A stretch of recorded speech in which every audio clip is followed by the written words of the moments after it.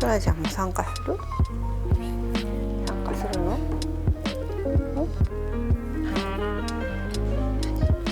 参加するの？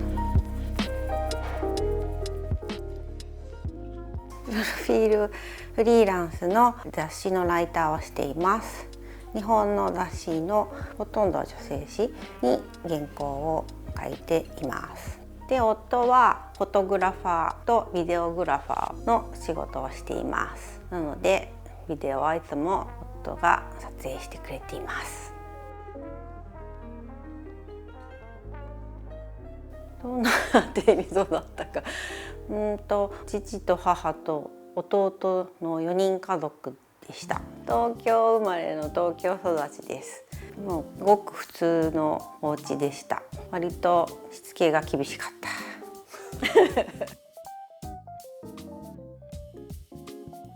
大学院に行ってた時がマスコミュニケーション学部っていうマスコミ学科にいて、でその頃は本当に化粧品が大好きで、化粧品の広告を作りたいと思っていたのです。で、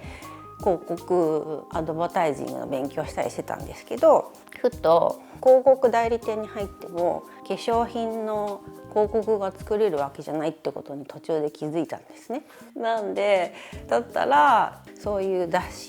で化粧品のことをいろいろ書いたりする仕事がいいなと思って、それで女性誌のある出版社をいろいろ受けたということであります。YouTube を始めたきっかけはコロナが始まってしまって、入っていたお仕事もやっぱりキャンセルになってしまったりして、日本の友達とじゃあ Zoom 飲み会をしようって言って飲んでる間に、みんなでどうしたらいいかねって、どういうこと新しいこと何かしなくちゃいけないねなんていう話をしてる時に、私もそういう意味で困ってるんだよね、どうしようかなっていう話をして、で私はお料理がすごい好きで、お料理のことだったりお家で過ごす方法などをブログで書いたりしようかななんて話をしたら、今やっぱり YouTube をやった方がいいよって友達に言われて、YouTube? と思ったんですけど、でも確かに今はみんな YouTube の方が見てるのかもと思って、じゃあまあやってみるかっていうことになり、で夫がやるなら本気でやれって言われて、で最初は週2回やってたんですけど、最近はもっとちゃんと中身をきちんと作っていいものをご紹介できるようにした方がいいねということで、今は週1で Vlog を中心になっているという感じです。2014年だから6年目になりました。なんでフランスに住むことになったかっていうと、もともと旅の雑誌に編集部で働いていたんですけど、そこを辞めることになって、でまた美容のフリーランスに戻ろうと思った際に、今この機会を逃したら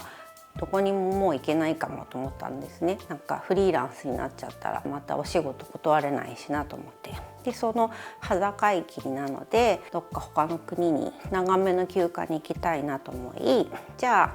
行ったことない英語圏にしようと思ってイギリスを選び、でイギリスに行ったらすごい楽しく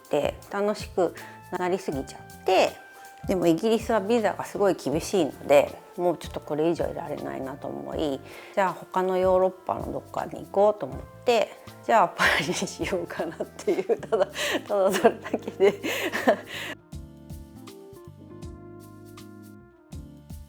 困ったことは役所が大変。今は毎年ビザを取りなくちゃ行かなくちゃいけないけれど、このテクノロジー時代に全ての紙を全部プリントしていかなくちゃいけなくて、すごい非エコロジー、あとなんか何でもかんでもお役所っぽいのが感じが悪いのがすごい困ることかな。あと配達とかも日本と違ってまるっと一日いなくちゃいけないし、ずっと家に待ってたのに夜の9時になっても来ないから電話したら「行ったけどいなかったから」とか言われたりとかして、絶対ありえない絶対ありえないみたいなのとかそういうなんかこう不便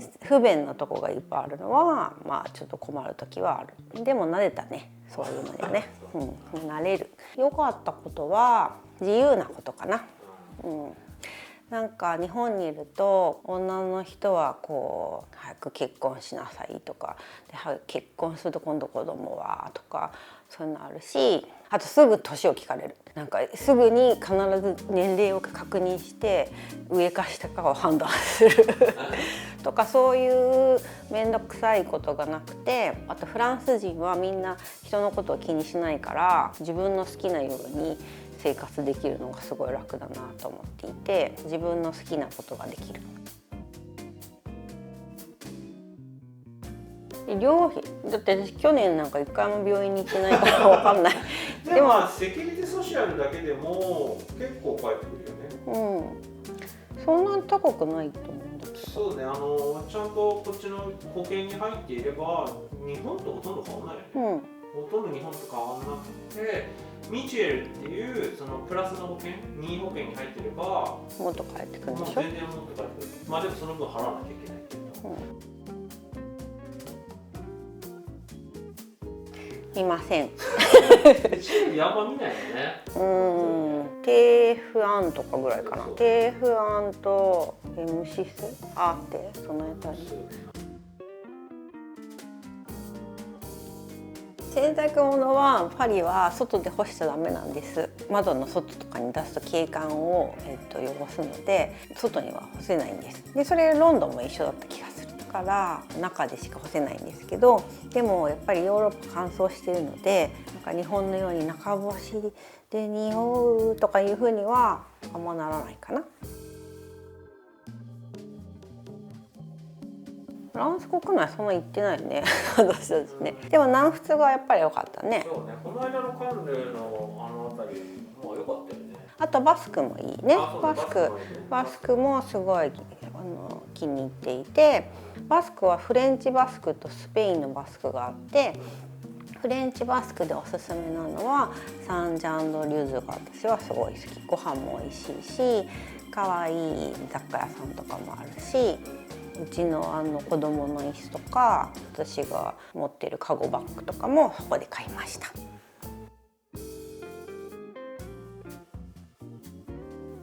何年ですか？3年目？3年目で次4年目か。それは3年の次は4年なんじゃないの？3年目です。はい。なれそめ？一番最初は友達のお家でご飯会があった時に呼ばれて行ったら夫もいましたが、端っこで隅の方にこうネクラに座っている人がいるなっていう感じで一言も喋んないし変な人がいるなと思って行ったんですけど、でまた同じようなお友達の火鍋の会っていうのに行ったらまたそこにいて「あ、はじめまして」って言われて「ああこの間いたじゃん」と思ってそういう2人とも全くお互いのことは何とも思っていなかったっていうことがよくわかる話ですね。違う、一番最初の回の時は言うてこうクライアント的な人の集まりだったから、あなた的にね。そうだから静かになるべく余計なことは言わないように何も静かにしてたっていうだけで、マミコがその後仕事を依頼してきて、そう私が、取材をしなくちゃいけない時にカメラマンお願いしたいなっていうことでカメラマンとしてお願いしたんですけど、仕事をした後にお茶をしませんかって言われて、「あ、いいですよ」って言ってカフェに行ったら、その後また仕事をするたびに「お茶に行きましょう」って言われて、すんごいお茶が好きな人なんだなと思ってひどいよ本当にひどいよ。だって本当にお茶年の差は同じネズミ年です。はい、12個下ですね。僕が12個下。私が12個上。プロポーズなんてされてない。そうだっけ？もう結婚したらいいじゃんみたいなこと俺が言ったんじゃない？それプロポーズなの？それただ条件を提案されただけじゃないでもなんか付き合い始めて1ヶ月で、そしたらいきなりなんか入ってプレゼントをもらって、私文筆病だからって言ってなんか素敵なノートとペンをもらって、はていと思ったら付き合った1ヶ月記念プレゼントって言われてあ、何それ超新しいと思ってその時に結婚するつもりで付き合ってるみたいなこと言われて、そうだよ、そうすごいよねでそうなのってそんなつもりなのって聞いたら、それはそんな年上の人と付き合ってるのにそんなことを考えない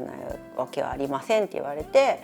この人はかなり真面目な人なんだなと思って真面目な人だねそう、まあじゃあ、考えてもいいかなって思った上から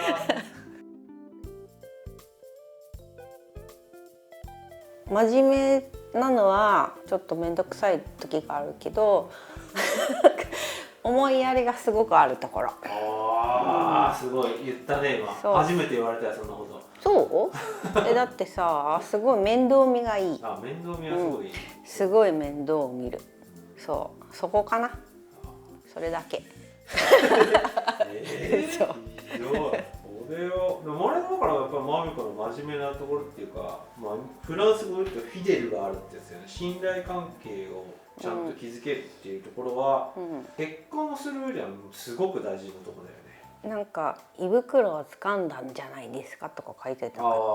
た。それはでもそれ関係ないよね。いやそんなことない。俺も最初の頃はそんなふうに思ってなかったんだけど、なんかしばらくマミコのご飯に飼いならされて。何飼いならされてって自分のご飯を食べたらまずって思っ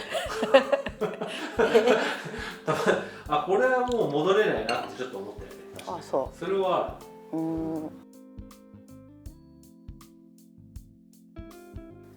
別に仲良くないよねそれ喧嘩しない方法。喧嘩するじゃんだってめっちゃ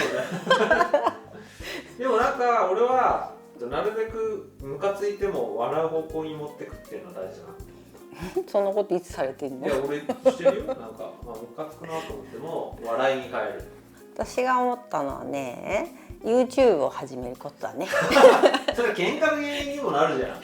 でも YouTube やってるからもう喧嘩して喧嘩で3日も続くと本当に動画が作れなくなっちゃうから。2人でやってるからね。そうだからもうそんなことは普通の夫婦は多分 YouTube 始めた方が結構やばいよでも続けていけば絆にはなるかもね。お互い同じ方向性で一生懸命考えてるから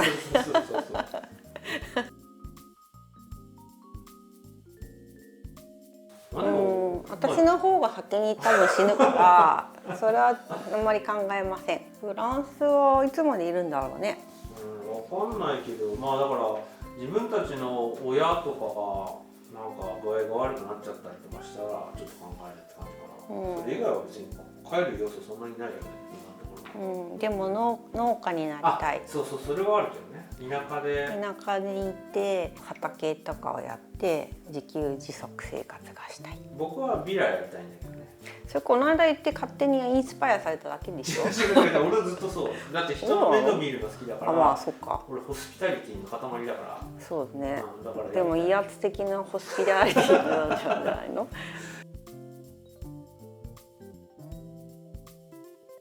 これ結婚指輪する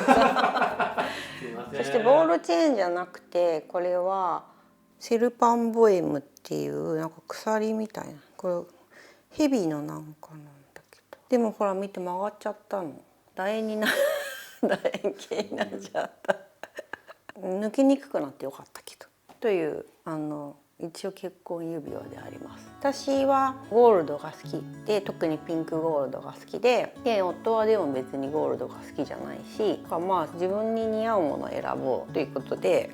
全くもって同じではないものをしました。これのことかな。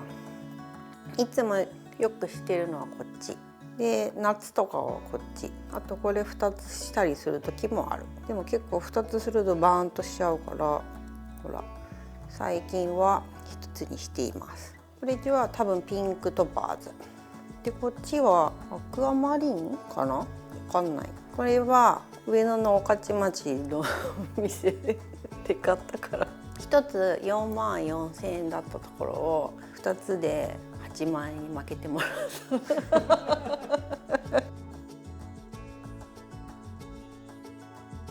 ジュエリーショップでそもそもジュエリーはあんまり買わないからわかんないけどまあでもブシュロン良かったよね。そう、なんかこの結婚指輪はブシュロンのもので、ブシュロンはすごいバンドーム広場はすごい素敵だったよね。店員さんもすごくそう、すごい感じが良かった。で結婚指輪買うって言ったらシャンパン出してくれた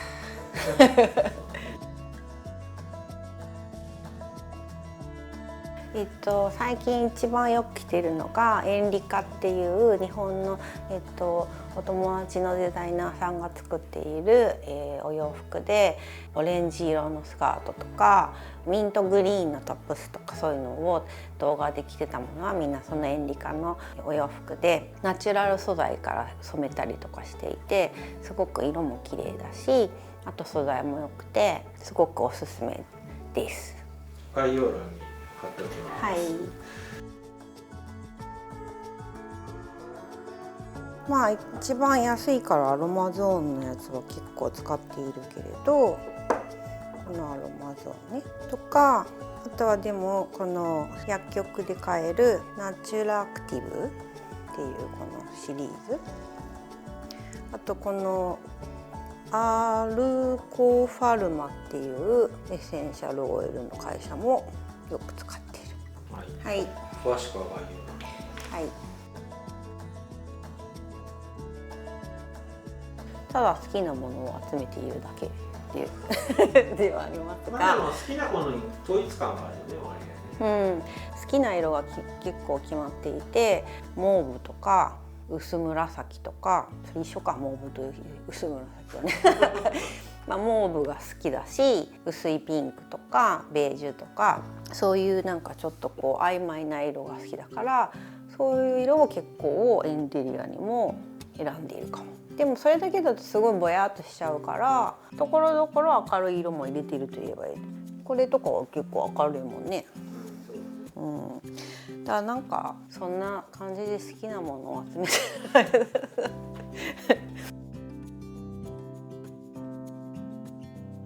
美容は私は日焼け止めを絶対に塗ることっていうのがすごい大事にしていて、肌の老化は日焼けがすごい原因だから、日焼けはしないようにする。でもヨーロッパに住んでいるとやっぱり夏の日差しはすごい強いから、日本にいた時ほどちゃんと厳密にはできていないけれど、日本にいた時はもう朝起きた目を覚ました瞬間から塗ってたここに置いてあって、こうやってバッと来たらこうやって塗ってた。変な人だったと思う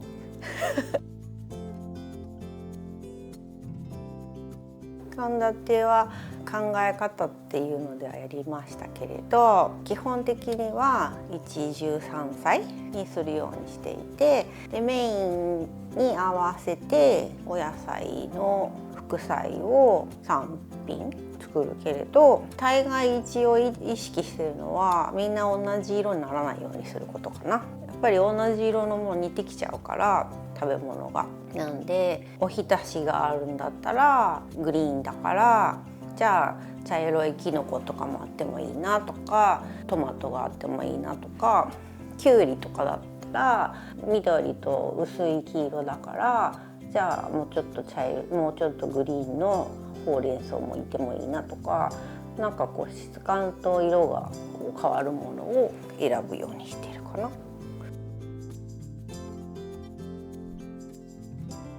日本語、英語、フランス語とスペイン語がオラとドンデエスタバーニョ、トイレにはどこですか。フランス語はフランスに行くと決めてから日本でフランス語の会話の学校に週1で2ヶ月ぐらい行き、ロンドンにいた時もなんでフランスに行こうと決めてたので1ヶ月集中で週3ぐらいのクラスに行き、でも結局そんなに対してそんなものになるわけではないので、結局こっちに来て語学学校を計4年ぐらい行ったんですけど、最初の1年は真面目に勉強しようと思って週5で通う真面目な語学学校に行きました。独学だとやっぱり学校でも一番よくやっていたのはこの間もご紹介したんですけど、ディクテっていうのをみんな必ず学校ではやるので、フランス語を聞いてでそれを書き取る。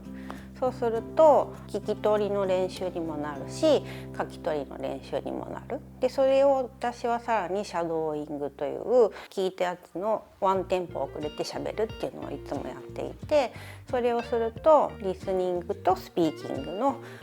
ングというか発音の練習になると。あとは文法を絶対ちゃんとやるべきだと思っていて、英語もそうなんですけど、やっぱり文法がきちんとできてないとなんかパパッと喋るぐらいならいいけれど深い話にはできないし、必ず文法ができてないと途中でつまずくと思うので、疲れるからちょっとお茶飲んでいいですか今持ってきました本、日本だったらこれがよし、このシン・リュミエールフランス文法参考書はすごいよくやりました。これは文法がほとんど全部網羅されているので分かりやすくておすすめです。でフランスに来てからはフランスの学校ですごい使われているのがこれ、今夫がすごい使っているから激しく汚くなっているなって気がついたけど、このプログレッシブってやつだのこの CLE っていうところから出ているやつは学校でもすごい使っていて先生にも勧められた。でそれに同じやつでこのアバンセとかもあるし、かつこれのボキャブラリーのバージョンもあります。これの唯一の欠点はたまに答えが間違ってることですフランスあるあるだよね。たまに間違っているので注意してください。どんなメニューですか？揚げ物、唐揚げとかとんかつとか、あとお好み焼き、たこ焼きは？たこ焼きはちょっとたこ焼きマシンでやるときね。あったらできるの？わかんない、やったことない